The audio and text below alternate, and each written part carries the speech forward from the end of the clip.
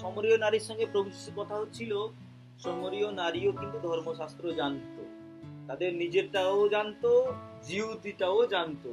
যিশু দুটো শুনেছে। লাস্টে কি বললো? কি পাহাড়ে কি মন্দিরে, সেরকম নয়, কিন্তু ঈশ্বর আরাধনা করবে যে সত্য আত্মা আরাধনা করবে, কারণ ঈশ্বর আত্মা। সে মন্দিরেও পেতে পারে, পাহাড়েও পেতে পারে, মন্দিরেও না, যেখানে খুশি। সে সন্তুষ্ট হয়েছিল উত্তরটাকে। আজকে আমরা যখন আরাধনা করি, আমার অন্তর সন্তুষ্টির মধ্যে করছি না জাস্ট মাইক্রোফোনে চোখ বন্ধ করলে সবাই চোখ বন্ধ করে, প্রার্থনাটা শুরু করলেই তারা প্রার্থনা করে, সবাই বসে পড়লেই তার প্রার্থনা করতে ইচ্ছা হয়, না হলে মিউজিকটা বাজলেই কিন্তু দুলতে শুরু করে। তার মানে কি? অনর্থক আরাধনা করছে। যদি তার অন্তর, হ্যাঁ অবশ্যই এটা হেল্প করে আমাদেরকে, কিন্তু ওটার দ্বারা যদি আমি সবসময় পরিচালিত, এখন গিটার দিয়ে দিলাম, ওই মানসিকতা আমি করছি, কোনো কিছু দেখবেন চার্চে কোনো একই নিয়ম নেই, একই নিয়ম নেই, সবসময় যেন চেঞ্জ হতে থাকে। সিস্টেমের মধ্যে অনেক সময় সিস্টেমকে মানুষ ভালোবেসে ফেলে। দেখবে কিছু আরাধনাকারী আছে চার্চের বিশ্বাসীরা পছন্দ করে, এই আরাধনা না করলে বিশ্বাসীরা ঠিক ঝিলা নিয়ে যে আরাধনা আছে, এরকম আন্ডারস্ট্যান্ডিং আছে, এগুলো চেঞ্জ করা যাবে না, সেজন্য চেঞ্জ। বাক্য, এই লোকটা বাক্য দিলে তারা থ্যাংক ইউ, অন্য লোক দিলে, নতুন একটা লোককে দিলে, তার মানে কি? সে আরাধনা, তার আনন্দ নির্ভর করছে ব্যক্তির বিশেষ, কি বাক্য বিশেষ না, সত্য বিশেষ না। তাহলে এগুলো মূল্যহীন। কিন্তু চার্চের মধ্যে যেন এই মানসিকতা না থাকে। সাউন্ড ডক্ট্রিন, শিক্ষাটাকে দেখবো। যেরকম গত রবিবার শুভঙ্করের একটা স্টেটমেন্টকে আমি ক্লিয়ার করি যে ঈশ্বর অ্যালাউ করে রোগ, সমস্যা। আমি কি তার বিপক্ষে কথা বলেছি? না, সত্যটা সে যেভাবে বলেছে, অন্য মানুষ অন্য মানে, হ্যাঁ ঈশ্বরও তাহলে কথা কথায় বলে দেবে না। ঈশ্বর কোনো সময় আমাদের রোগ সমস্যা পাপ দেয় না, আমাদের নিজের ভুলের কারণে অনেক সময় ঈশ্বর ছেড়ে দেয়, তার মধ্যে দিয়ে আমরা যাই। তাই সাউন্ড ডক্ট্রিন আমাদের পেতে হবে, শিখতে হবে। অনেক বাইবেল পদ আছে, আর বলবো না। আমাদের আত্মিক আরাধনা বলে দিয়েছি, একটু আগে বললাম, সেটা আত্মিক আরাধনা। চার্চের মধ্যে এগুলো থাকে। তাহলে কি কি দেখলাম?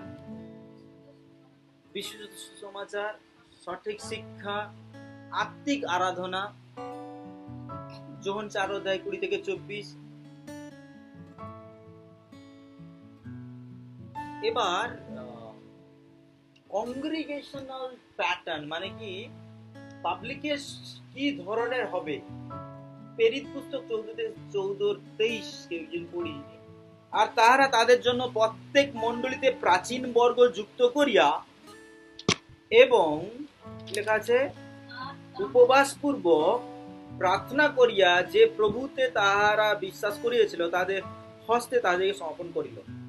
এটা কি প্যাটার্ন মানে কি, একটা সিস্টেম চালু করতে হবে চার্চে। বয়স্কদের উপরে, বয়স্ককে রাখতে হবে, কারণ কি তারা মানুষকে মন্দ জায়গা থেকে ধরে রাখতে পারবে, লক্ষ্য রাখতে পারবে, কারণ তারা জগৎ বেশি করে দেখেছে, খারাপও যেরকম দেখেছে ভালোও দেখেছে। যখন চার্চে বিশ্বাসী পরিপক্ক হচ্ছে না, তখন যারা বাক্য জানে তাদেরকে আমরা যখন তাদের জীবন যখন সঠিক থাকবে, পরিবার যখন সঠিক থাকবে, যখন আমরা দায়িত্ব দেব, তখন সে যত্ন নিতে পারবে। এই বিষয়ে 1 তিমোথী 3:1-13 সবাই পড়বেন, দিলে ভালো করে বুঝতে পারবেন। এখন আমি বলছি না। 1 তিমোথী 3:1-13 যারা মণ্ডলীর মানুষদের ধরন বা মণ্ডলীর ধরন মানে মণ্ডলীতে সিস্টেম কিভাবে চলবে সেই বিষয়ে। এবার 5 নম্বর পয়েন্ট, প্রেম এবং একতা। যোহন 13:34-35। না, এক নতুন আজ্ঞা আমি তোমাদেরকে দিতেছি, তোমরা পরস্পর প্রেম করো, আমি যেমন তোমাদেরকে প্রেম করিয়াছি, তোমরাও তেমনি পরস্পরকে প্রেম করো। 35 পদ এরকম লেখা আছে, তোমরা যদি আপনাদের মধ্যে পরস্পর প্রেম রাখো, তবে তাহাতে সকলে জানিবে যে তোমরা আমার শিষ্য।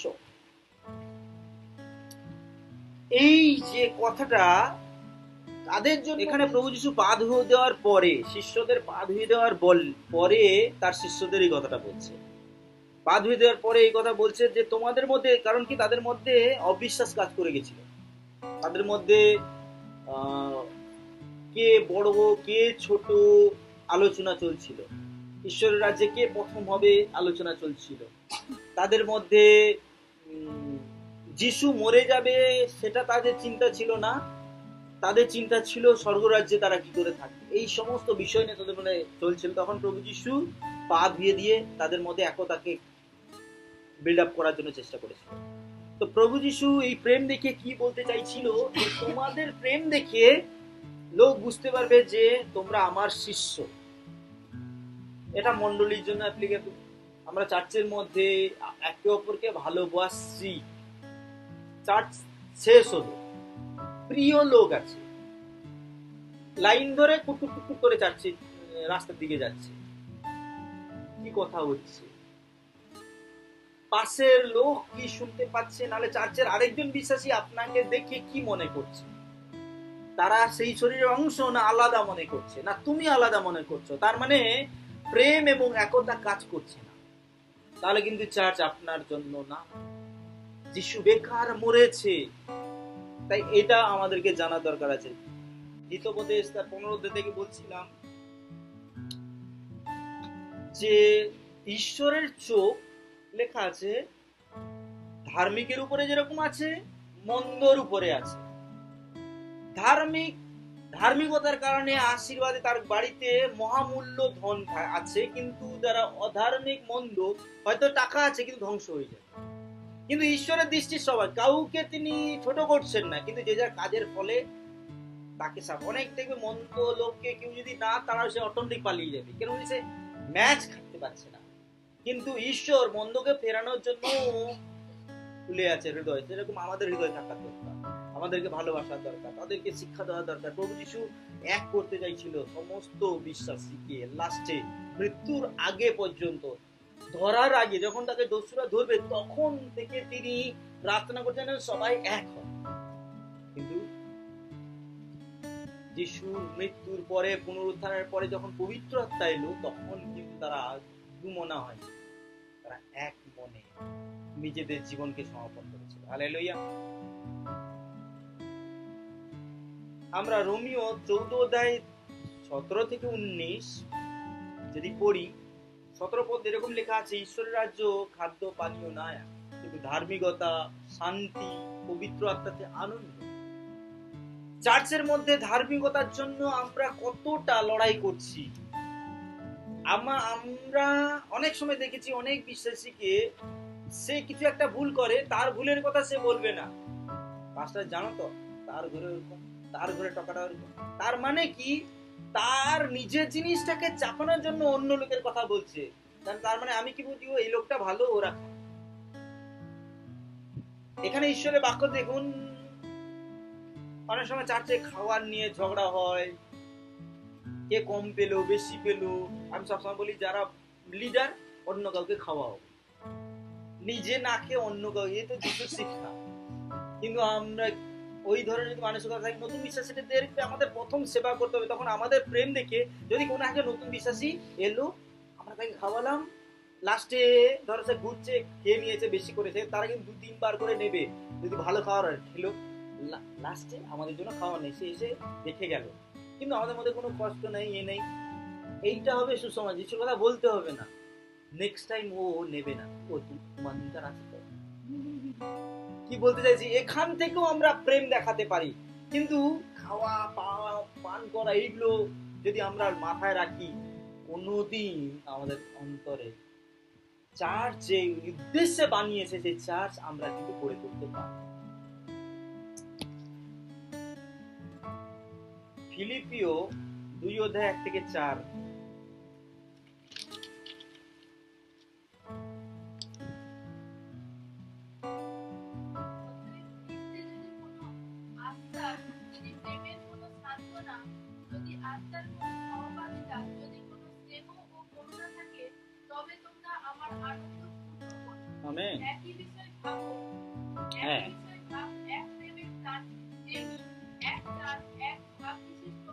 প্রতিযোগিতার কিংবা অনর্থক তর্কের বশে কিছুই করিও না, বরং নম্রভাবে প্রত্যেকজন আপনা হইতে অন্যকে শ্রেষ্ঠ জ্ঞান করো, এবং প্রত্যেকজন আপনার বিষয় নয় কিন্তু পরের বিষয়েও লক্ষ্য করো। হালেলুয়া। দেখুন এখানে কত সুন্দর কথা লেখা আছে।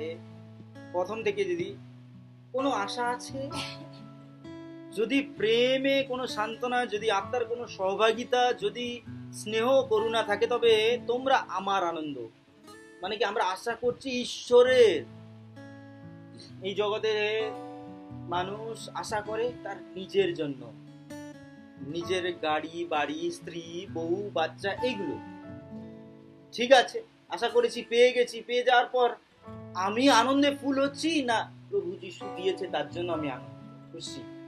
আমাদের মধ্যে কথার মধ্যে আমি যিশুকে মহিমা দিচ্ছি না আমরা মহিমা নিয়ে নিচ্ছি, খুব গুরুত্বপূর্ণ বিষয়। অনেক সময় লিডারশিপের মধ্যে হয়, এখানে বলছে নাকি এক বিষয়ে ভাব, আমাদের ভাব এক বিষয়ে নয়। নিরঞ্জনদার একটা ভাব আছে, আমার একটা ভাব আছে, এখানে প্রত্যেকের একটা একটা ভাব আছে। তখন কি হবে, একটা ক্র্যাশ, দূরত্ব জন্মাবে। আপনার ভাব আপনার আমার ভাব আলাদা, কিন্তু আমরা এক ঈশ্বরকে বিশ্বাস করি, এক প্রেমে যুক্ত হয়েছি, এক মণ্ডলীতে আছি, আমরা এক শরীর। এখানে বলছে খুব গুরুত্বপূর্ণ, এক প্রাণ, এক প্রেমী, এক ভাব বিশিষ্ট। মানে কি ভাব খ্রিস্ট যেরকম দেখছে। তারপরে বলছে প্রতিযোগিতা। আচ্ছা, পাঁচটা সুপ্রিয়র গাড়ি হয়ে গেল, আমার হলো না কেন? আমি তো সেই ঈশ্বরকে বিশ্বাস করি, সে ভালোভাবে চলছে, আমি খেতে পাচ্ছি না কেন? এই যে বিষয়গুলো কি হচ্ছে, আমাদের ভাবকে আলাদা করছে, এই কথাগুলো ক্র্যাশ জমাচ্ছে আমাদের মধ্যে। যে যেটা আছে সেইটাও দুঃখতে রূপান্তরিত। গতকাল একটা সবাই গেছিলাম, এখানে অনেক কিছু আলোচনা হচ্ছে, নতুন একটা পরিবারে, ওখানে 4 জন ছিল পজিটিভ, মানে বাচ্চারই পেরিয়েছে, ফিরে গেছিলাম। ও ঈশ্বর কার্য করেছে ওখানে ওই পরিবারে। তো ওখানে অনেক কিছু আমরা আলোচনা করেছি। তো কিছু বিষয়, প্রতিবেশী ভালো আছে, দেখবেন আমাদের কষ্ট বেশি এই নয় আমার কি নেই, বেশি কষ্ট আমার বাড়ির পাশের লোকের কি আছে।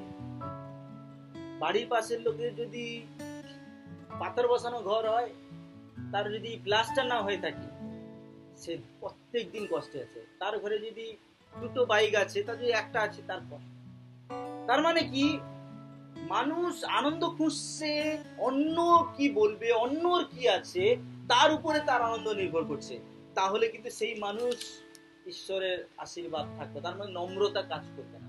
তাই এই পথ থেকে কি কি বিষয়ে জানতে পারি, আমাদের নম্র থাকতে হবে, একে অপরকে সম্মান করতে হবে। চার্চে চার্চে সবসময় দেখবেন, চার্চে অনেক সময় এই মানসিকতা থাকে, লক্ষ্য আছে মানুষ, কে একটু বেশি শিক্ষিত, কে একটু বেশি টাকাওয়ালা, মানুষ তার সঙ্গে সম্পর্ক করতে। আমাদের চার্চে এরকম সিস্টেম, আমাকে দেখেছো কোনো সময় কোনো মানুষকে আলাদা করে দেখতে?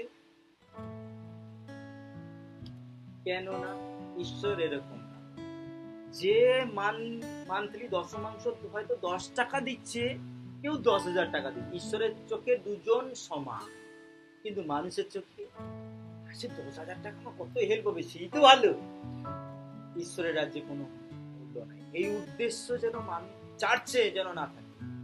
একে অপরকে সম্মান করি, যে যেরকম জাতি, যে ছোট হোক বড় হোক, কালো হোক ফর্সা হোক লম্বা হোক বেটে হোক, সে হিজড়া হোক ছেলে মেয়ে যে হোক, সেম সমান যেন আমরা একে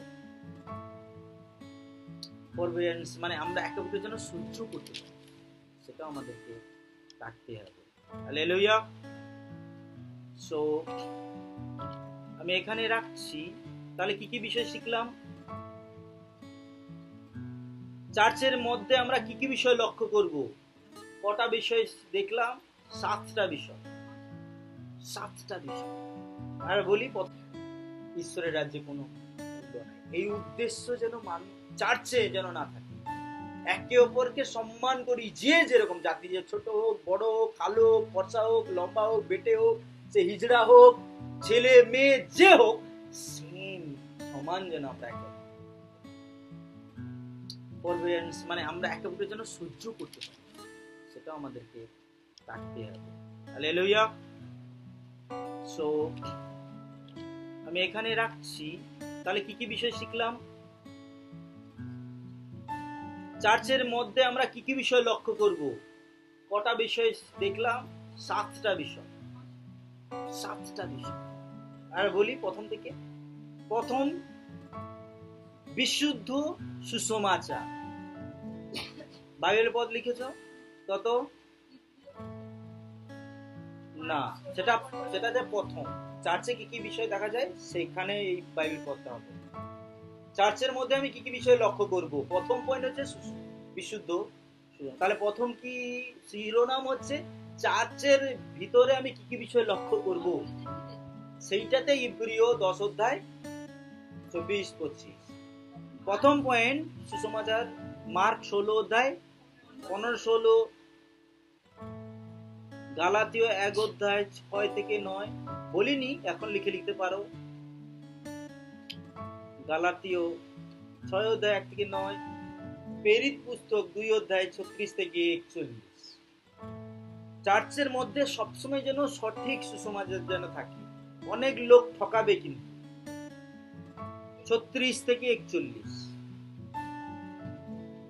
দ্বিতীয়, সঠিক শিক্ষা থাকতে হবে। মার্ক 15:9 পড়া হয়েছে। মথি 15:9, প্রেরিত পুস্তক 2 অধ্যায় 42 পদ। এত লেখার দরকার নেই, জায়গা নেই। তার যেতে যা জায়গা আছে লিখবে, না নাই। তারপরে আত্মিক আরাধনা 20-24, প্রেরিতের 20-7। আরো আছে লেখার দরকার। কংগ্রিগেশন প্যাটার্ন মানে কি, মন্ডলী ধরন কিরকম হবে? 14-23 লিখেছো, 20-28, 20-28। 4টা পয়েন্ট। 5 নম্বর পয়েন্ট হচ্ছে প্রেম এবং একতা। যোহন 13 অধ্যায় 17 অধ্যায় 20-23। তারপরে ধার্মিকতা, শান্তি, আনন্দ চার্চের মধ্যে খুঁজবো। রোমিও 14-17-19, 14 অধ্যায় 17-19, ধার্মিকতা, শান্তি, আনন্দ। তারপরে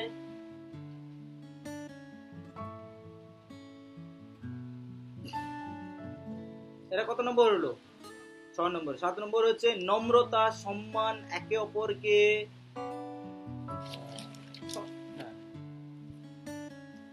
সহ্য করা চার্চের মধ্যে। আমরা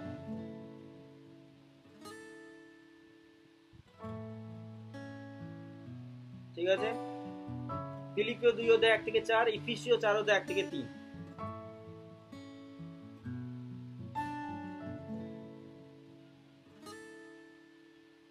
আমরা যেটা শুনলাম আজকে, কতজন অভ্যাস করার চেষ্টা, প্রার্থনা করো, প্রভু তুমি আমাকে যতগুলো বাক্য শুনলাম পালন করার জন্য সেই আত্মা তুমি দাও। যতগুলো আমরা পড়লাম সবকিছু কি আমার মধ্যে আছে? এগুলো পালন করছি? সঠিক সুসমাচার, হ্যাঁ, আমাদের চার্চে যারা আছে সঠিক সুসমাচার জানি, হ্যাঁ, সঠিক শিক্ষা আছে কিন্তু পালন করতে পারছে না, এটাই প্রবলেম। তার জন্য পবিত্র আত্মা লাগে, তাই আত্মিক আরাধনা শিখছে কিন্তু এখনো আত্মিকে ঢুকতে পারছি না। প্রার্থনা করা দরকার। কংগ্রিগেশন প্যাটার্ন চেষ্টা করা হচ্ছে কিন্তু তৈরি করা যাচ্ছে না। প্রেম, ইউনিটি, ভালোবাসা মুখে আছে, হৃদয় থেকে প্রকাশ হচ্ছে না। এন্ড দেন ধার্মিকতা, শান্তি, আনন্দ, প্র্যাকটিক্যাল এক্সাম্পল বাকি আছে এখনো। নম্রতা, সম্মান করা, অনেক জায়গায় আমাদের পিছিয়ে পড়ছি। তার জন্য প্রার্থনা করি, সবাই মিলে প্রার্থনা। ধন্যবাদ। শুধু আমরা আমাদের জন্য এবং মণ্ডলী যারা আসেনি তাদের জন্য প্রার্থনা করবো, যেন তাদের মধ্যে ওই জিনিসগুলো দেখে। Hallelujah, hallelujah, hallelujah, hallelujah, hallelujah, hallelujah, hallelujah. পবিত্র পবিত্র মঙ্গলময় সদা প্রভু, তোমায় ধন্যবাদ প্রভু। প্রভু আজকে সুন্দর দিন দিয়েছো প্রভু গো। আমাদের যে বাক্য থেকে আমরা শিখলাম প্রভু গো, যে চার্চের মধ্যে কোন বিষয়গুলো আমরা দেখবো, যে বিষয়গুলো আমরা এই মুহূর্তে শিখলাম প্রভু গো, সঠিক সুসমাচার, সঠিক শিক্ষা, আত্মিক আরাধনা, মণ্ডলী সিস্টেম, সেই প্রভু গো আমাদের মধ্যে সেই প্রেম, একতা তুমি দাও প্রভু গো, আমাদের মধ্যে ধার্মিকতা, শান্তি, আনন্দ দাও প্রভু গো, আমাদের মধ্যে প্রভু গো তুমি সাহায্য করে যেন নম্রতা, সম্মান যেন আমাদের মধ্যে একে অপরকে দিতে পারি প্রভু গো। আমরা অনেক সময় শিক্ষা দিই কিন্তু আমরা নিজেরা পালন করতে পারছি না। হে পবিত্র আত্মা, আমরা তোমাকে প্রত্যেকদিন কষ্ট দিচ্ছি প্রভু গো, কারণ আমরা যেটা বলছি পালন করতে পারি না, ফরিসির মতন হয়ে যাচ্ছি প্রভু। প্রভু আমাদের ফরিসি নয়, তোমার সন্তান করো প্রভু গো। যেরকম তোমার পুত্র প্রভু যিশু আমাদেরকে শিখিয়েছে যে এটা আমি নিজে থেকে কিছু করি না, পিতা যা বলে বা পিতা যা করে আমি দেখেছি সেটাই করে থাকি, যেন আমরাও সেই কথা বলতে পারি। প্রভু যিশু যা করেছে বা তিনি আমাদের যা কিছু বলেছে তার বাক্যতে আমরা প্রত্যেকদিন পালন করছি। প্রভু আজকে এই মুহূর্তে আমরা এবং আমাদের মণ্ডলীকে তোমার হাতে রাখি, যারা আসেনি তাদেরকেও রাখি প্রভু গো, যেন আমরা প্রত্যেকে মণ্ডলীকে এক করে প্রভু গো একতার সঙ্গে প্রভু তোমার রাজ্যকে এস্টাবলিশ করতে পারে। তুমি সাহায্য করো, আমাদের জীবনের দ্বারা তুমি মহিমাকে দেখো প্রভু গো, আমাদের পরিবারের দ্বারা, আমাদের কাজের দ্বারা প্রভু তুমি সাহায্য করে, যেন আমাদের দ্বারা প্রভু গো তুমি গৌরবান্বিত হতে পারে প্রভু। আজকে সারা দিনের ভার রাখি প্রভু গো, যারা আসতে পারেনি তার জন্য প্রার্থনা করি, যারা এসছে প্রত্যেকে তুমি আশীর্বাদ করো প্রভু গো, যাদের প্রার্থনা রয়েছে, বিশেষ করে রুহি প্রার্থনা, সেই রুহি অসুস্থ আছে, যিশু নামে সুস্থ করো। এঞ্জেলের জন্য প্রার্থনা করি, যারা ছোট বাচ্চা রয়েছে পরিতাতার জন্য প্রভু, আরো অনেক বাচ্চা রয়েছে তার জন্য প্রার্থনা করি, তাদের জীবনকে তুমি স্পর্শ করো, তাদেরকে এই গরমের মধ্যে সুস্থ স্বাভাবিক রাখো প্রভু গো।